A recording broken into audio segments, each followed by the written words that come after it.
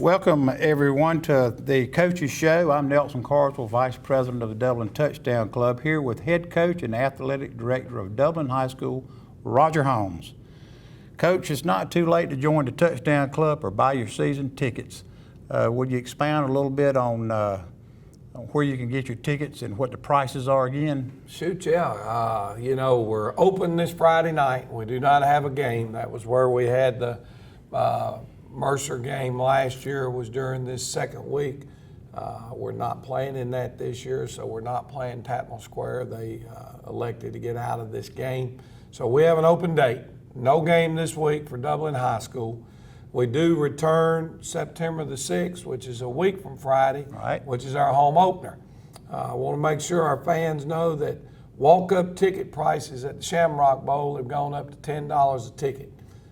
You can buy season tickets at the board office right up till Friday of the first game at home on September the 6th. Those are reserved seats or just non-reserved or chairback. You can get them all right there. See Miss Pam Jones at the board office, and those tickets are $7 a game.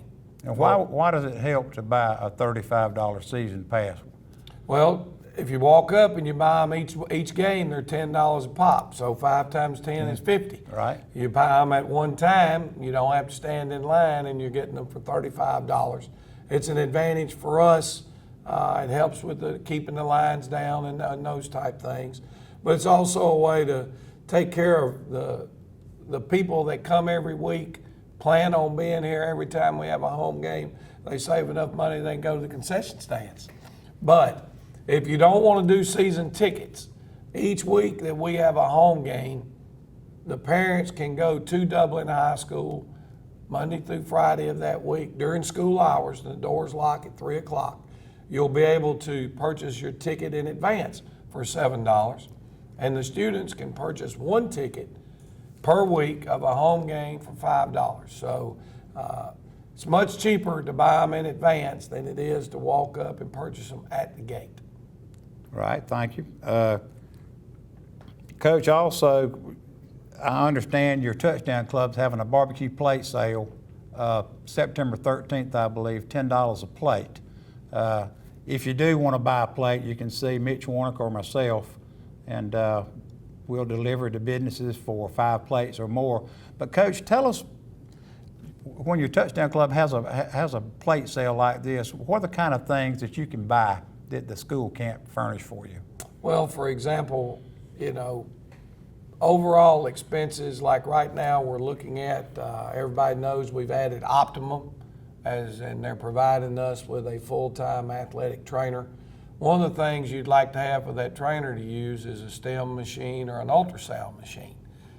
We're in the processes of getting one of those secured for our training room facility here in Dublin, which aids in helping these kids get back on the field and stay healthy from normal bumps and bruises and strains and sprains that go with being a football player. Pre-game meals, post-game meals, all of those things the Touchdown Club helps with. Our video technology, with all technology issues, things are continually changing, and you have to stay on top of it. Headsets, all the different things, more along the lines of technology and making sure. Tablets. Yeah, making sure that we have all the things that we need to be the most productive program we can. Those are the things that our Touchdown Club helps with on a regular basis. And I couldn't be more happy with the turnout at our Booster Club meetings this year. Has been phenomenal. The parent support on our Wednesday night spaghetti dinner, they're rolling in here. There's a lot of parents that are helping. And we're just proud that our people are part of our program, because that's important. I think that spaghetti dinner started back in about 2006 when my son was in school. I remember. 05, 06 is when it started. Actually, I told this year's team the other day the story about how it got started. And it got started because we had a group of young men that were joining together, 15 or 20 kids, that they just took it upon themselves. Parents wanted to get them together, have a pregame meal, and it got to the point where people started saying, well, nobody had a house big enough for the whole team. how can we do this and our whole, everybody gets to be a part and partake in it. Next thing you know, the parents jumped on board and they started making sure that every kid had access to that spaghetti dinner on Wednesday night. And we do it right here in the field house, and the parents have carried that tradition on. It's become a tradition of 13, 14, 15 years now. We've got a really good group of, I call them the Mother's Tailgate crew that comes in and That's works it. every Wednesday night. Miss Vernita Walker and her crew do a fine job, and I know you appreciate those guys too. No doubt. At this time, we'll take a break and have a word from our sponsors. Good afternoon. City of Dublin Natural Gas Department, Yvonne speaking. How may I help you? You're smelling gas inside your house? Eric, at 709 Bell Drive, they're smelling gas inside their house. Could you go check it out, please? 10-4, I'll be en route. One of our service personnel is being dispatched. At this time, please evacuate your home and move to a safe destination, away from the potential gas leak. Do not light a match, turn on any electrical switches or devices. Do not hang up your phone, place it down and leave. And please do not re-enter your home until a leak investigation has been conducted by our gas department. Mr. Cates, I'm Brad. This is Eric. We're with the City of Dublin Gas. Are you, you say you called us about smelling some gas? Yes. Everybody outside? Well, what we're going to do, Eric's going to go to the side of the house, check the meter out, make sure everything's okay, nothing's running through the meter. I'm going to check around the door, and then we'll go inside and kind of see what's going on. Okay.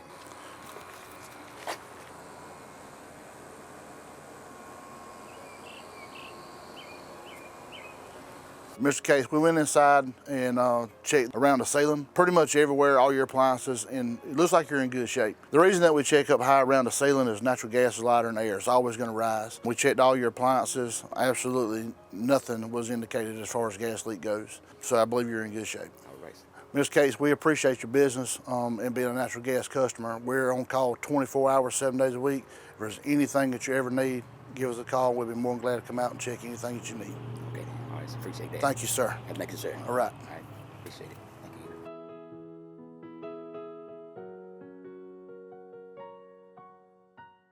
I'm Heath Richter, and we just want to invite everybody to come on down to the Houston Clinic and check us out at our new facility.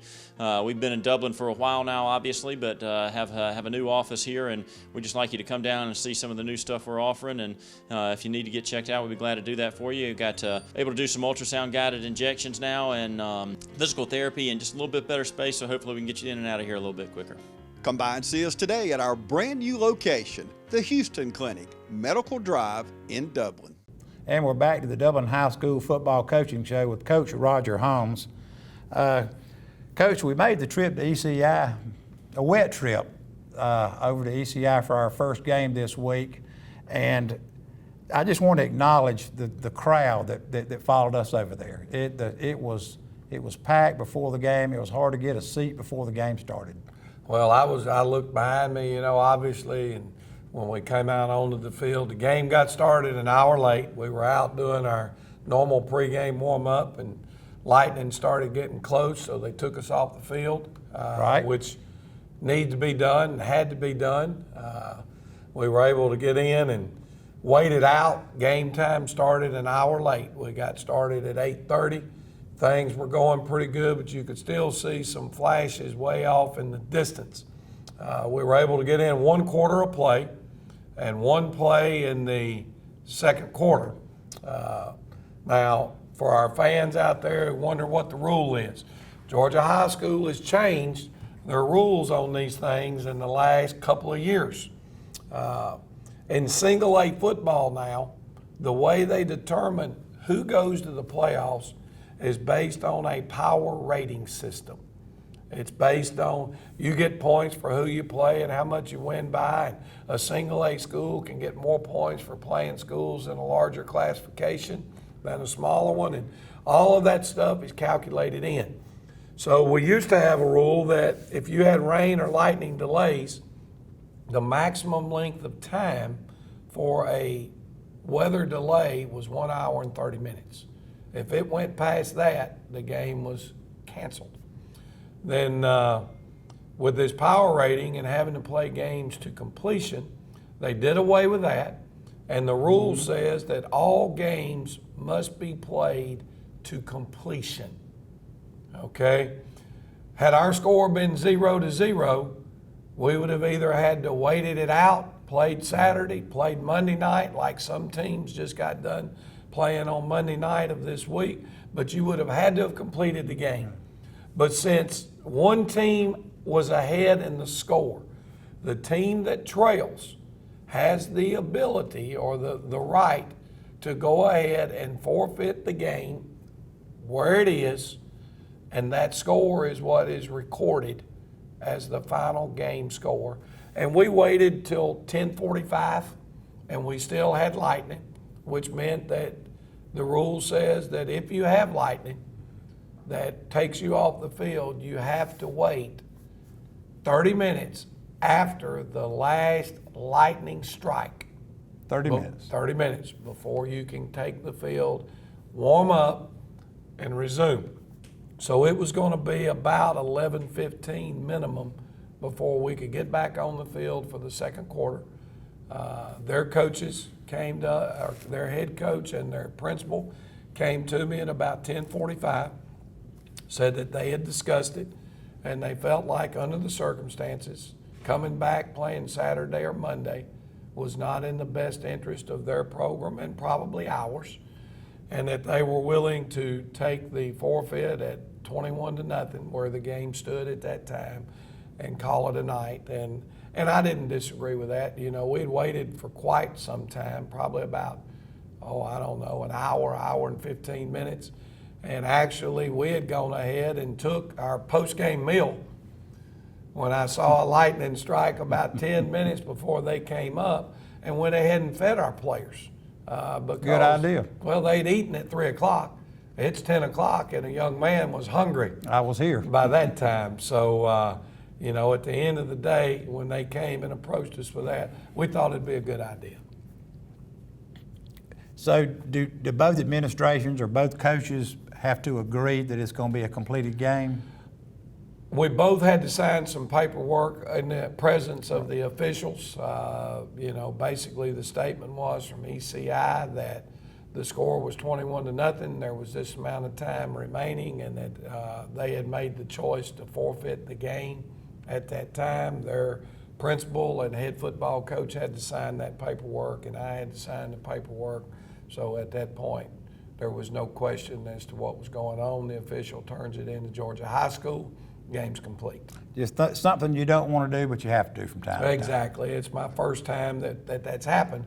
Now, a few years ago, I think we finished up a game with Wilkinson County about 1:30 in the morning, and would have done that the other night had that been the case. The only thing that was negative about it, Nelson, is, for example, when we scored and went up 21-0 there on the first play of the second quarter, I turned to my backup quarterback, and the center's coming off the field. I said, hey, y'all get some snaps here. You're going in the next series. We wanted to try to start taking a look at some of the young men that were our backups and continue to give them ample time on the field. But from the game itself, we kind of dominated the football game. We dominated it physically up front. I think we ran 12 offensive plays. We had 3 touchdowns. Defensively, they had -4 yards total in their offense through that first quarter. And we were well on our way, I think, to a comfortable win and a chance to get a lot of kids a lot of playing time. Well, it was 21-0 and could have been probably 34-0 in the first quarter had there not been some other miscues here or there. So, well, I was happy with where it was. Right. As a Dublin fan, you always are. Right. At this time, we'll take a break and have a word with our sponsors. From humble beginnings with a desire to serve the Dudley community, Bank of Dudley has grown to 5 locations, serving Lawrence, Twiggs, and surrounding counties. Serving our community since 1905, the Bank of Dudley is looking forward to its 2nd century of community banking. Drop in today to any of our 5 locations: Jeffersonville, Dudley, East Dublin, Veterans Boulevard, and downtown Dublin.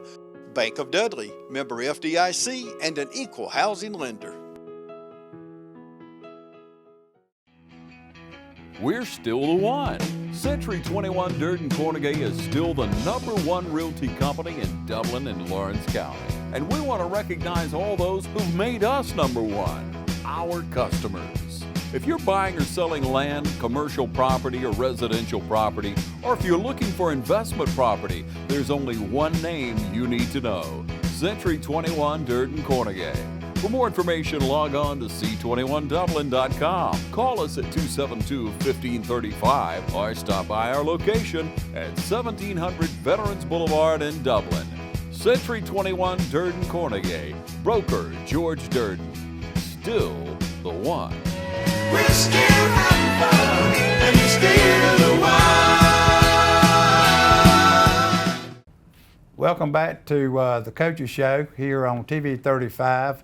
Coach, since we weren't on the TV 35 Game of the Week this week, I'll let you run through some of the highlights. We only ran 12 plays, I know. I'll let you run through some of the highlights and give the folks some idea of Well, let's see what what the we game got. looked I like. think this is the opening kickoff of the 2019 season. Donut didn't get all of that one. He got it inside the 5. You can see our kids going down, doing a good job of fitting the wedge. First time we've covered one like this live. Now I see Jarvis Jones right here. He's going in, blowing somebody up. Our guys on the outside are doing a good job folding the wedge. They pop it up in there. A little bit more than we'd like to give, but out to the 35-yard line. And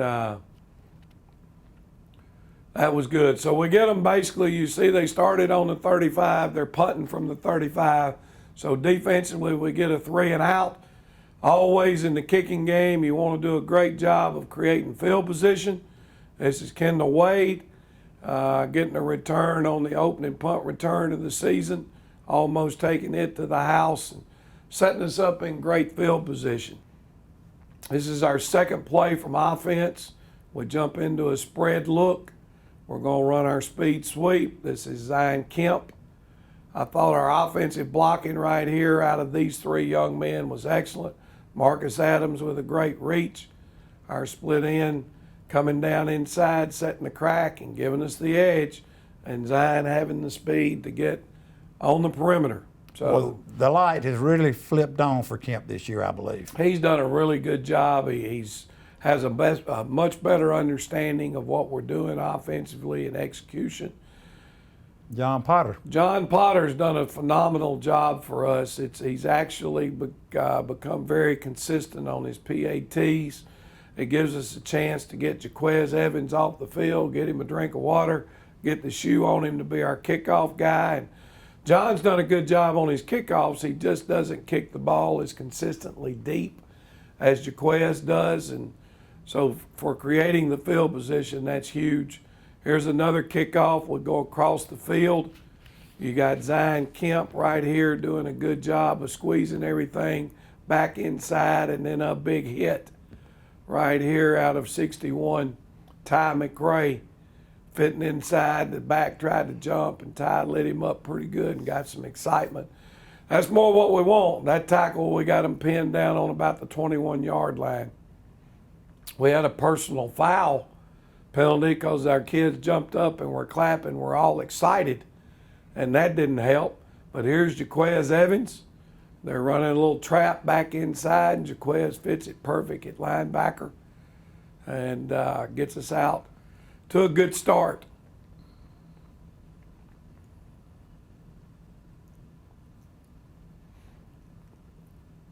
Thought our kids did a good job of communicating, getting our coverage checks, doing a great job there. Ahmad Lattimore off the edge here does a great job of handling the belly block, and look at all the white shirts and gold helmets getting to the football. That's a tremendous job. Here we are back on offense. We're running, I think this may be the midline option. Felt like our fullback right here, we coached him up. These are things you learn from film. He's trying to read the head of the center right here. He can cut to his right or his left. Well, you see our center's got his head on the left side. We'd like to see our fullback come out this hole Okay, we end up bending it to the right. We don't get great yardage out of it, but that's those are the type of things we're looking for on the film and trying to correct our kids to get better for the future. So we only threw 2 passes the other night. One of them we overthrew a wide open receiver, but this was a quick little hitch route. Nice catch out on the edge by Guyton.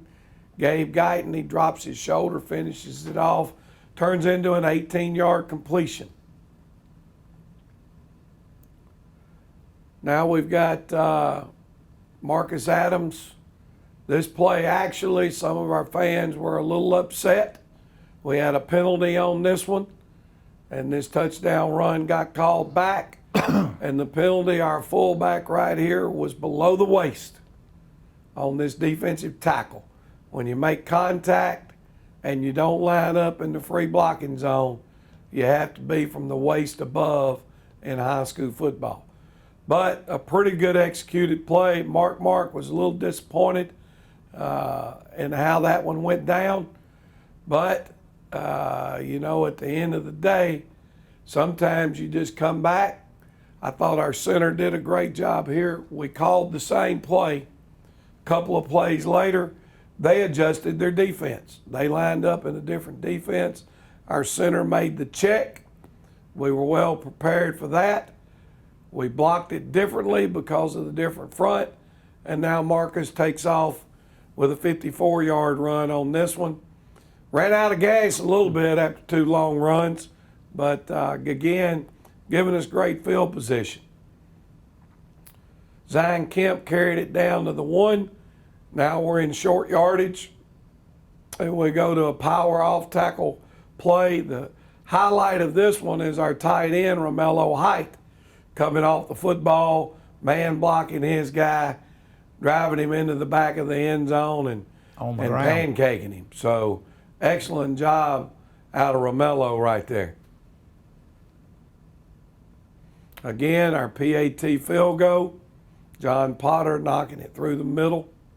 That put us up 14-0 at that time. Now we're back on the field defensively where our kickoff went into the end zone. They had to take it on the 20. Thought this was really good, something we'd worked hard on all week. They got us last year running a guy up the seam out of the backfield. Our free safety, Kendall Wade, weaves off the hash, sees the play, recognizes it beautifully, is in perfect position to break it up. We get out of that one with a short punt. We go trade our tight end. We'd done this earlier. When we trade, they trade. Now they've got one less guy on the other side. So now we go back with the speed sweep back to the nub side, and there's Zion Kemp again, picking up 17.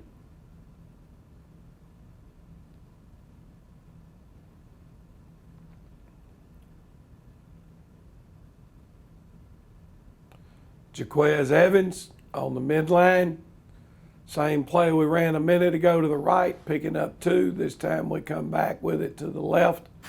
Jaquez barrels his way downfield for 8. Took 4 men to tackle him there, I noticed. Well, he's quite a load up in there. This is a play we haven't run probably since 2003. It's a toss sweep to our fullback. Jaquez with his speed gives us a great option with this. It's 4th down and 2. First play of the second quarter. A little bit out of field goal range, too close to punt. Good blocking on the corner. Good job of getting his head where we needed to be out of Zion Kemp. Marcus Adams with a tremendous block again. Barrick Wadley with a great reach block, opens the seam. Jaquez doing what he does, and that's just make plays for us in all situations. And again, all these points and everything that are happening are occurring in the first quarter. So we were off to a great start, and then we finished it up with a perfect 3-for-3 night out of John Potter, and that's when we had to leave the field and we were never able to get back. So why don't we go ahead, let's take a break, and we'll come back and finish up the show. And hope everybody enjoyed those highlights. Take a look at our sponsors during the break. Lawrence County's leader in hometown banking is Farmers State Bank. From our customer service professionals to our mortgage specialist or any of our professional lenders, we're committed to making banking as easy as FSB. Farmers State Bank, with locations in Dublin and Cadwell, member FDIC, and an equal housing lender. Stop by today and find out why we make banking as easy as FSB. When you want convenience, you want Neighbors Express, where you'll always find friendly, courteous service every time you visit us. Fill up with pay at the pump. Take advantage of our bigger and better selection of beverages and tobacco products. Enjoy our popular crushed ice with your favorite fountain drink. And you can always enjoy a fresh hot breakfast, lunch, or dinner. So stop by and see us today, where it's always convenient and friendly. Neighbors Express, locations at I-16 at 441 and in Cedar Grove, where we provide farm fuel for all our customers. When you want convenience, you want Neighbors Express.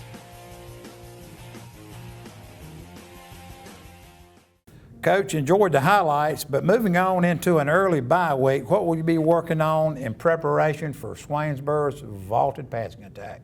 Whew. Unfortunately, got to see them play, and a lot of weapons. We'll talk about that a lot more next week, but quarterback's phenomenal.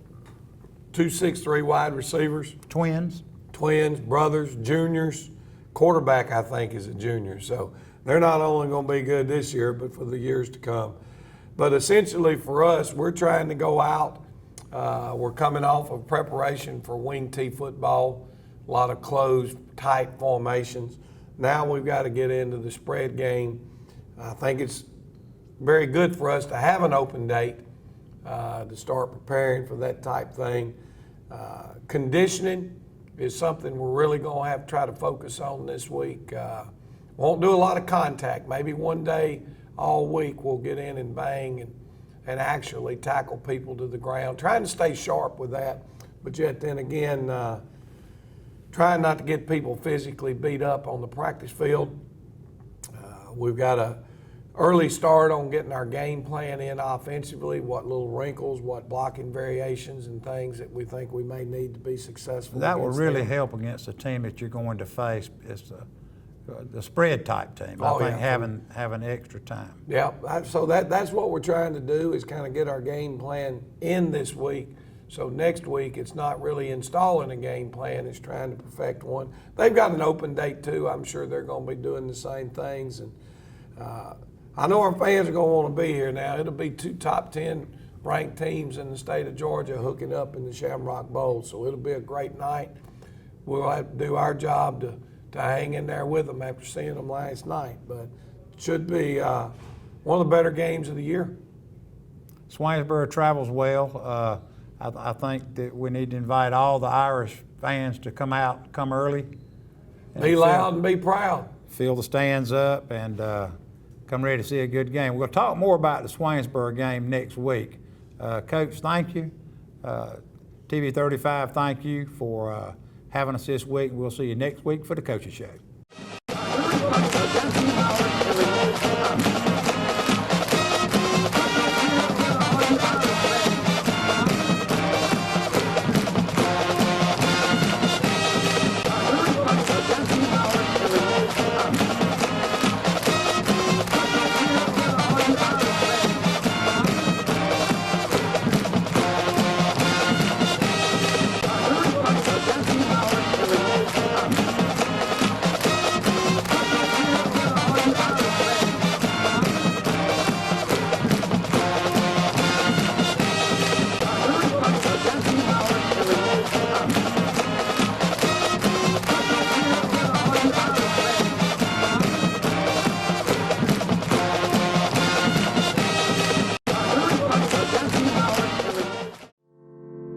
At Morris Bank, we understand that your personal finances and banking experiences can be stressful. We also know that it doesn't have to be that way. That's why for over 60 years, we've dedicated ourselves to providing common sense banking to people just like you. Even when I started working here, there was a definite vibe that you felt when you walked in the door, from the music that you're always going to hear playing to the hello, good to see you, welcome, how can we help you? You know, it's just a different experience when you bank here.